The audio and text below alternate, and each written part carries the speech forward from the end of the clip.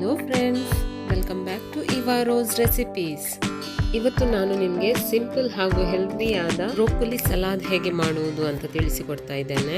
ನಾನು ಇಲ್ಲಿ ಬ್ರೋಕೊಲಿಯನ್ನು ಸಣ್ಣ ಸಣ್ಣ ಪೀಸ್ ಕಟ್ ಮಾಡಿ ಇಟ್ಕೊಂಡಿದ್ದೇನೆ. ಇದಕ್ಕೆ ನಾನು ಬಿಸಿ ನೀರನ್ನು ಹಾಕ್ತಾ ಇದ್ದೇನೆ. ಬ್ರೋಕೊಲಿ ಮುಳುಗುವಷ್ಟು ನೀರನ್ನು ಹಾಕಿದ್ರೆ ಸಾಕು. ಗ್ಯಾಸ್ ಅನ್ನು ಹೈ ಫ್ಲೇಮ್ ಅಲ್ಲಿ ಇಟ್ಟು ಬ್ರೋಕೊಲಿಗೆ 1 ಟೀ ಸ್ಪೂನ್ ಉಪ್ಪನ್ನು ಹಾಕಿ 5 ನಿಮಿಷ ಬೇಯಿಸಿದ್ರೆ ಸಾಕು. ಈಗ ನಾವು ಸಾಸ್ ಅನ್ನು ರೆಡಿ ಮಾಡುವ. ಒಂದು ಸಣ್ಣ ಬೌಲಿಗೆ 2 ರಿಂದ 3 table spoon olive oil, 2 table spoon ಲಿಂಬೆ ರಸ, 1 ಎಸಳು ಬೆಳ್ಳುಳ್ಳಿಯನ್ನು ಕ್ರಷ್ ಮಾಡಿ ಹಾಕ್ತಾ ಇದ್ದೇನೆ. 1 ಟೀ ಸ್ಪೂನ್ ಜೇನುತುಪ್ಪ, ಇದು ಆಪ್ಷನಲ್. ರುಚಿಗೆ ತಕ್ಕಷ್ಟು ಉಪ್ಪು ಹಾಗೂ ಅರ್ಧ ಟೀ ಸ್ಪೂನ್ ಪೆಪ್ಪರ್ ಪೌಡರ್ ಅನ್ನು ಹಾಕಿ ಒಮ್ಮೆ ಚೆನ್ನಾಗಿ ಮಿಕ್ಸ್ ಮಾಡಿಕೊಳ್ಳುವ. ಬ್ರೋಕೊಲಿ ರೆಡಿಯಾಗಿದೆ. ಇದರ ನೀರನ್ನು ಈಗ ತೆಗಿತಾ ಇದ್ದೇನೆ.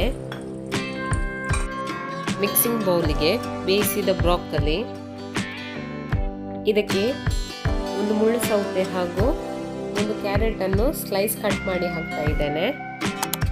ಅರ್ಧ ನೀರುಳ್ಳಿ ಹಾಗೂ ಕೊತ್ತಂಬರಿ ಸೊಪ್ಪನ್ನು ಸಣ್ಣದಾಗಿ ಕಟ್ ಮಾಡಿ ಹಾಕ್ತಾ ಇದ್ದೇನೆ.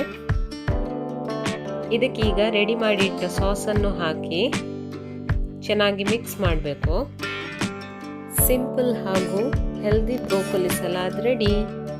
ನೀವು ಟ್ರೈ ಮಾಡಿ ಹೇಗಾಗಿದೆ ಎಂದು ನನಗೆ ಕಮೆಂಟ್ ಮೂಲಕ ತಿಳಿಸಿ. Thank you.